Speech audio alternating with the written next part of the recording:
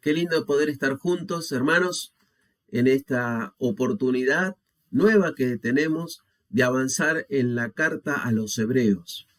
Estamos promediando el capítulo 10 y el miércoles pasado hemos considerado cómo el Señor, a través de las palabras del capítulo 10, nos revela el cómo se ha completado el proceso de nuestra salvación, diciéndonos que fuimos santificados y que fuimos hechos perfectos, hechos completos. Y aún se nos dice que estando en esta condición, se nos puso en un proceso de santificación progresiva para poder alcanzar niveles de santidad en los días que estemos sobre esta tierra. Y decíamos, se nos dieron herramientas para poder alcanzar este objetivo que es el proceso de santidad práctica, que son una mente nueva y un corazón distinto. Concluíamos que una iglesia poderosa es una iglesia donde Dios encuentra lo que está buscando. Mirábamos dentro del pasaje que muchas veces éramos actores y otras veces se nos llevaba a ser observadores. Bueno, ahora en esta parte, en esta segunda parte del capítulo, se nos va a llamar para entrar en el cielo. Dice el verso 19 al 23, que vamos a leer en esta oportunidad de esta manera. Así que, hermanos, teniendo libertad para entrar en el lugar santísimo por la sangre de Jesucristo, por el camino nuevo y vivo que Él nos abrió a través del velo, esto es, de su carne, y teniendo un gran sacerdote sobre la casa de Dios, acerquémonos con corazón sincero, en plena certidumbre de fe, purificados los corazones de mala conciencia y lavados los cuerpos con agua pura. Verso 23. Mantengamos firme sin fluctuar la profesión de nuestra esperanza, porque fiel es el que prometió. Y considerémonos unos a otros para estimularnos al amor y a las buenas obras, no dejando de congregarnos como algunos tienen por costumbre, sino exhortándonos, y tanto más cuando veis que aquel día se acerca. Muy bien. Así que comienza el versículo 19. Por todo lo visto en el libro de Hebreos, desde el capítulo 1 hasta el capítulo 10, por todo esto que hemos considerado y por todo aquello que hemos dejado, hemos pasado por alto y hemos dejado de considerar, por todo esto, así que, dice la Escritura, así que teniendo libertad para entrar. Queridos hermanos, esta expresión así que nos lleva nuestra mente, nuestro corazón a recordar todo lo que hizo Jesucristo por nosotros. Esta pequeña frase tiene un alcance tan grande y tan profundo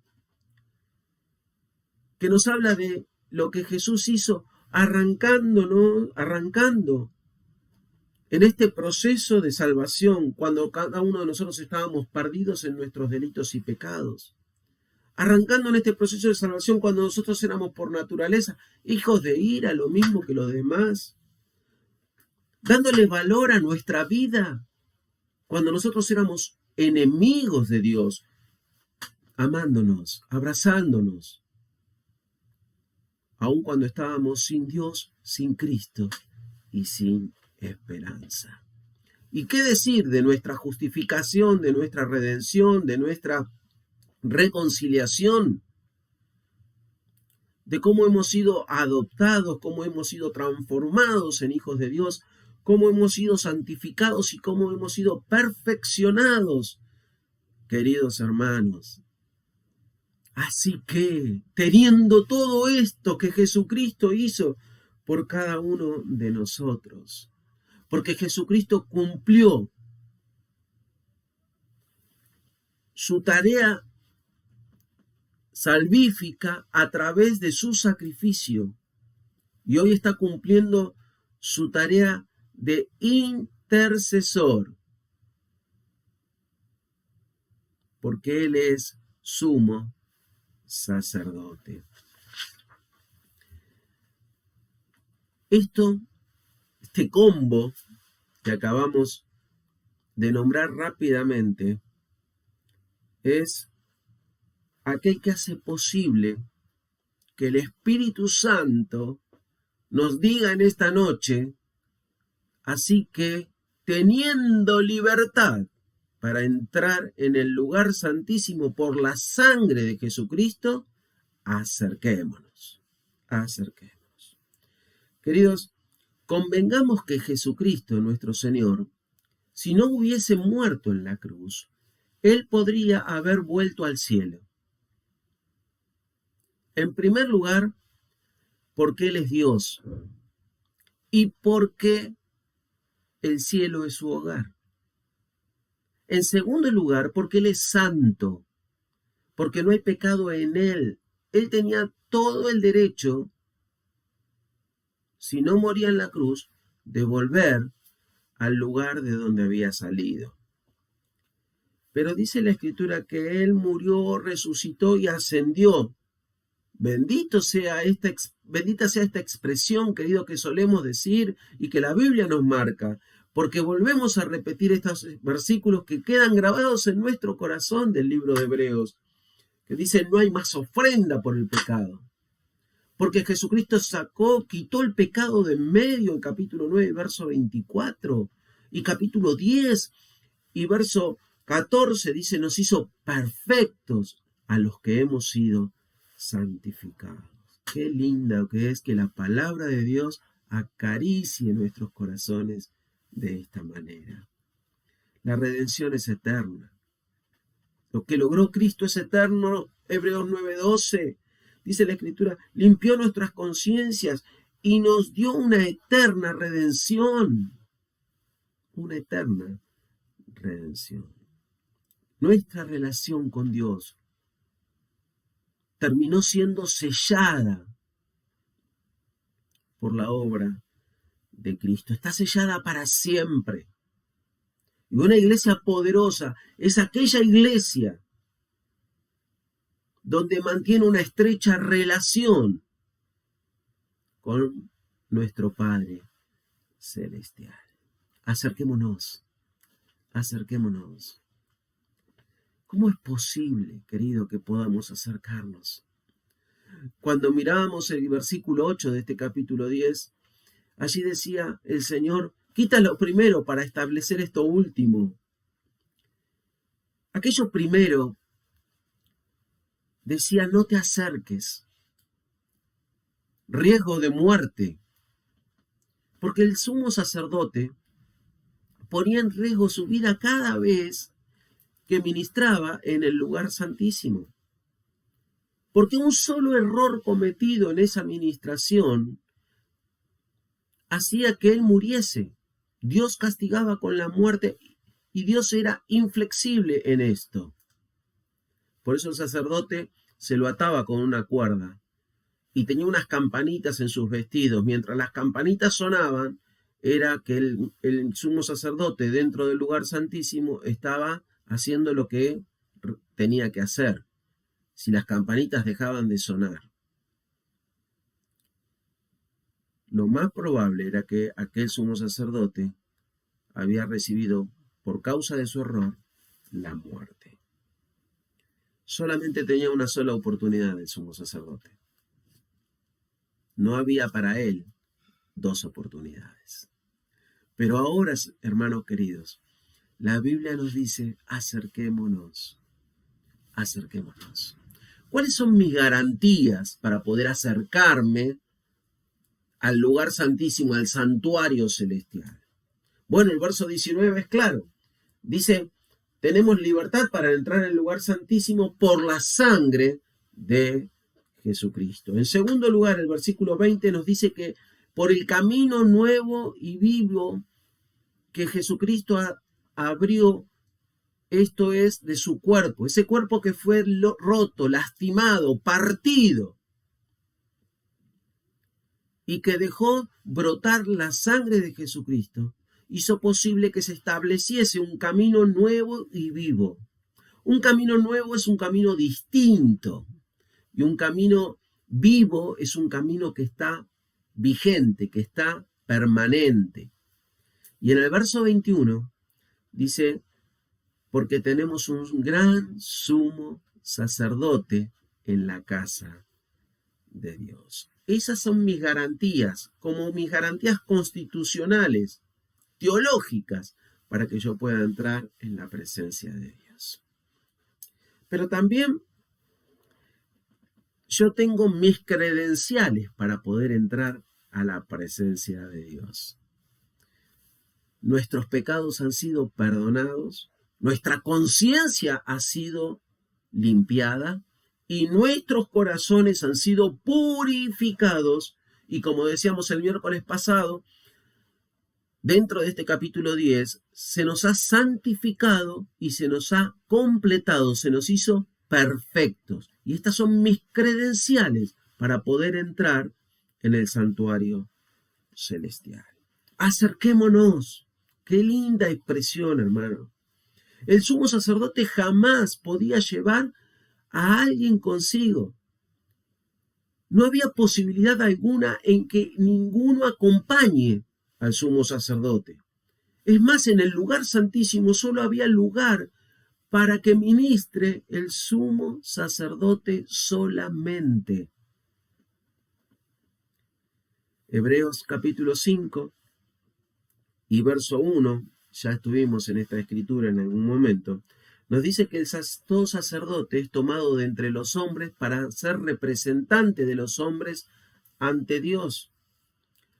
¿Por qué? Porque mi pecado había establecido distancia y enemistad entre Dios y yo. Y entonces Dios escogió un sumo sacerdote dentro de la tribu de Leví, de la familia de Aarón, para que él pudiese representar al resto del pueblo. Ahora, Jesucristo toma forma de hombre para que él pueda ser mi representante. Porque justamente Hebreos 5:1 dice que tiene que ser un hombre el que represente al hombre. Dios así lo estableció y Jesucristo toma esa forma de hombre para que pueda ser representante de cada uno de nosotros.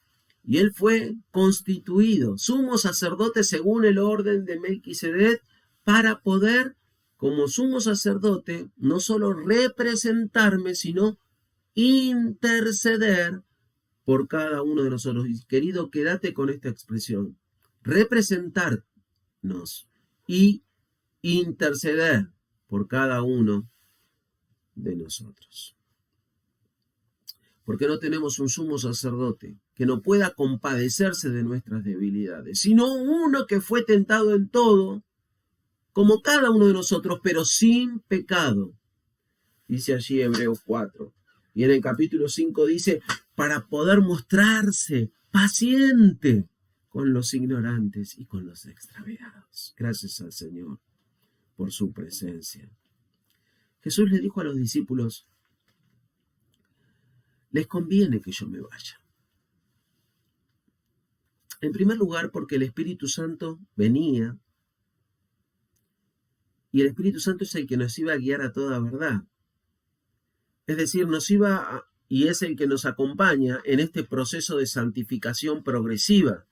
El Espíritu Santo nos ayuda en el discernimiento de las Escrituras, en la percepción de las Escrituras y nos ayuda en la oración con gemidos indecibles y aún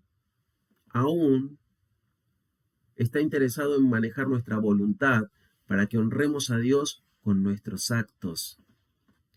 Pero Jesús dice, es mejor que me vaya, no solamente porque el Espíritu Santo viene, sino porque yo voy al cielo, entro en la casa de Dios y allí voy a oficiar este nuevo ministerio que tengo, que es el de ser sumo sacerdote, para representarte a vos y a mí, hermano, y para interceder por vos y por mí delante de la presencia de Dios.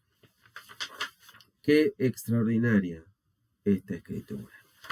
Ahora el versículo 21 nos dice la escritura que tenemos un gran sumo sacerdote en la casa de Dios. Ya hemos hablado bastante de lo que es y de Jesús como sumo sacerdote. Pero decíamos antes que el sumo sacerdote nunca podía llevar a alguien consigo al lugar santísimo. Solamente él conocía el lugar santísimo. Pero queridos, la obra de Cristo siempre tuvo un móvil claro. Y la Escritura dice, porque él deseaba y desea llevar muchos hijos a la gloria.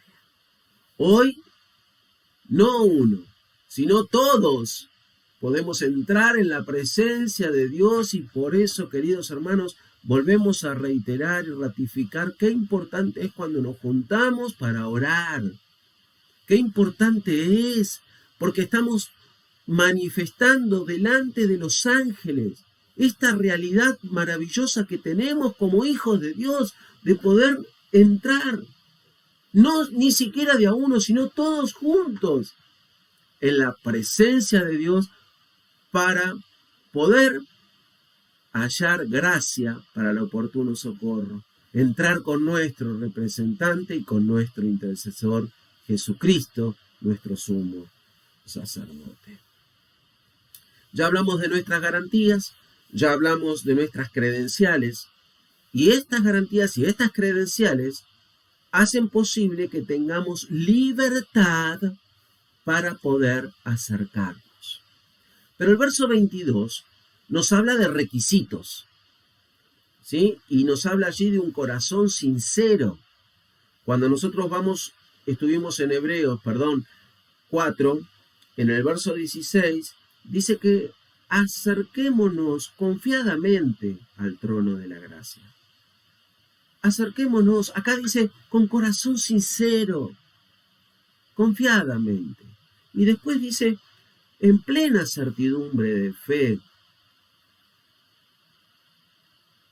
Esta plena certidumbre de fe nos habla de tener fe en todo lo que hemos visto y todo lo que dice la carta a los Hebreos.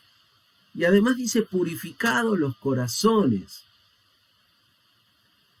Cuando uno lee capítulo 12 de Hebreos, verso 2, dice, por tanto, teniendo en derredor nuestro tan grande nube de testigos, despojémonos de todo peso de pecado que nos asedia y corramos con paciencia la carrera que tenemos por delante.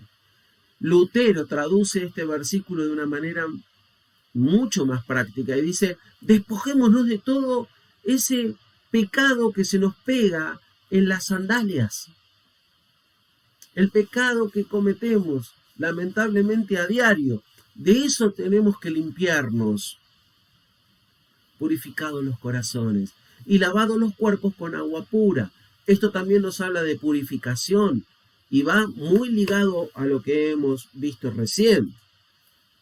Porque todo nuestro ser, dice la Escritura, espíritu, alma y cuerpo tienen que ser guardados irreprensibles. Pero el verso 33 dice, mantengamos firmes y sin fluctuar la profesión que tenemos cada uno de nosotros. En el original la profesión significa profesar y confesar. Y acá dice, mantengamos firmes. ¿Qué cosa? El profesar y el confesar. El profesar es mi experiencia personal con Dios. Es el hecho de poder estar a solas con Dios, de hablar con Él, de oírlo a Él. Y el confesar es justamente contarle a todos los que tenemos alrededor de nuestra experiencia personal de Dios. El verso 24 dice, considerándonos unos a otros, ¿sí? Estimulándonos al amor. Esta palabra estimular es muy interesante, aparece solamente 2 veces en la Biblia, en el Nuevo Testamento. La primera aparece cuando Pablo y Bernabé se pelearon a causa de Juan Marcos, y esta expresión estimular aparece en negativo, digamos, es decir, se calentaron los ánimos. Pero aquí es totalmente el sentido de la palabra estimular, porque dice estimulémonos al amor y a las buenas obras. Fíjate que siempre el amor se va a manifestar a través de la acción. ¿Y qué es esto de estimularnos a las buenas obras? Es tomar conciencia de que el que está a mi lado necesita de mi ayuda, y tomar conciencia que yo necesito ayuda del que está a mi lado. Esta interacción que existe en la iglesia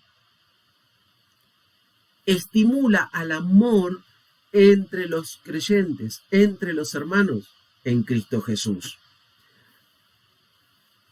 Cuando uno va al libro de Job, en el capítulo 4 y el verso 4, allí, vos te acordás, Job era un juez y se sentaba a la puerta de la ciudad. Y Job dice,